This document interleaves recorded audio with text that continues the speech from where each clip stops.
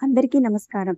ముందుగా ఆపరేషన్ సింధూర్ పేరుతో మన భారత జవాన్లు ఉగ్రవాదంపై ఉక్కుపాదం మోపి మన భారతదేశ ఆత్మగౌరవాన్ని నిలబెట్టినందుకు వాళ్ళకి ముందుగా ధన్యవాదాలు తెలుపుకుంటూ, మోహిని ఏకాదశి సందర్భంగా మోహిని ఏకాదశి వ్రత కథ మరియు ఈ రోజు జపించవలసిన మంత్రాలు గురించి తెలుసుకుందాం. రాక్షసుల్ని అంతం చేయాలని విష్ణువు ఎప్పటికప్పుడు అనేక అవతారాలను ఎత్తాడు. కానీ శ్రీహరి అవతారాలు అన్నిట్లో మోహిని అవతారం విశిష్టమైనది. మహావిష్ణువు ఎందుకు మోహిని అవతారం ఎత్తాల్సి వచ్చింది, వైశాఖ శుక్ల ఏకాదశిని మోహిని ఏకాదశి అని ఎందుకు అంటారు అనే విషయాన్ని గురించి తెలుసుకుందాం. హిందూ మతంలో ఏకాదశి తిథికి చాలా ప్రాముఖ్యత ఉంది. ఈ రోజు విష్ణుమూర్తికి అంకితం చేయబడింది.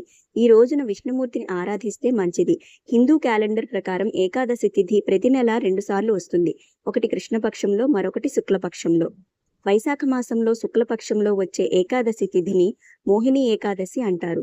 ఈ పవిత్రమైన రోజున విష్ణువు మోహిని రూపాన్ని పూజిస్తారు. ఇలా ఆరాధించడం వల్ల సకల పాపాలు నశించి మరణానంతరం మోక్షం లభిస్తుంది అని నమ్మకం.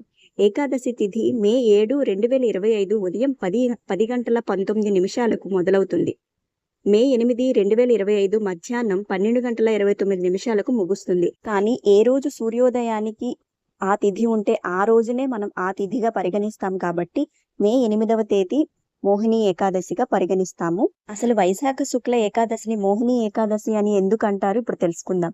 రాక్షసుల్ని అంతం చేయాలని విష్ణువు ఎప్పటికప్పుడు అనేక అవతారాలను ఎత్తాడు. కానీ శ్రీహరి అవతారాలు అన్నిట్లో మోహిని అవతారం విశిష్టమైనది. విష్ణువు అందమైన స్త్రీ అవతారాన్ని ఎత్తాడు. కానీ మహావిష్ణువు ఎందుకు మోహిని అవతారం ఎత్తాల్సి వచ్చింది అనే దాని గురించి తెలుసుకుందాం. రాక్షసులని గందరగోళానికి గురి చేయాలని విష్ణువు మోహిని అవతారం ఎత్తాడు. వాస్తవానికి సముద్రం మథనం చేస్తున్నప్పుడు అమృత కలశం కూడా వివిధ రత్నాలు విషంతో పాటు కనుగొనబడింది. ఈ కలశాన్ని పొందడానికి దేవతలు రాక్షసులు మధ్య భయంకరమైన యుద్ధం జరిగింది. రాక్షసులు అమృత కలశాన్ని స్వాధీనం చేసుకోవడానికి ప్రయత్నం చేశారు. కానీ విష్ణువు సురక్షితంగా అమృత కలశాన్ని దేవతలకు అందించాడు. దీనిని సురక్షితంగా అందించడానికి మోహిని రూపాన్ని తీసుకున్నాడు. ఆ తర్వాత దేవతలు శక్తి, అమరత్వాన్ని పొందారు. మోహిని అవతారానికి సంబంధించిన మరో కథ ఏమిటంటే, భస్మాసురుడు అనే రాక్షసుడి నుంచి దేవతలను రక్షించాలని శ్రీహరి మోహిని అవతారం తీసుకున్నాడు. భస్మాసురుడు ఎవరి తలపై చెయ్యి పెడతాడో వారు బూడిదిగా మారతారు. విష్ణువు మోహిని అనే ఒక స్త్రీ, అందమైన స్త్రీ అవతారాన్ని తీసుకున్నాడు. ఆ మోహిని అవతారం చూసి భస్మాసురుడు మోహించబడతాడు. భస్మాసురుడిని నాట్యం చేయమని మోహిని అడుగుతుంది. మోహినితో నాట్యం చేయడానికి భస్మాసురుడు అంగీకరిస్తాడు.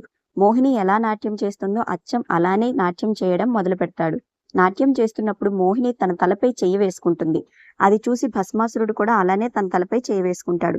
దీనితో భస్మాసురుడు బూడిదిగా మారిపోతాడు. ఇలా విష్ణువు మోహిని అవతారం ద్వారా భస్మాసురుడు నాశనం అవుతాడు. ఈ రోజు పఠించవలసిన మంత్రాల గురించి ఇప్పుడు తెలుసుకుందాం. అందులో మొదటిది ఓం నమో భగవతే వాసుదేవాయ, రెండవది ఓం నారాయణాయ విద్మహే వాసుదేవాయ ధీమహి తన్నో విష్ణు ప్రచోదయాత్, మూడవది ఓం లక్ష్మీనారాయణాయ నమః. మోహిని ఏకాదశి శుభాకాంక్షలు. అందరికీ స్వస్తి.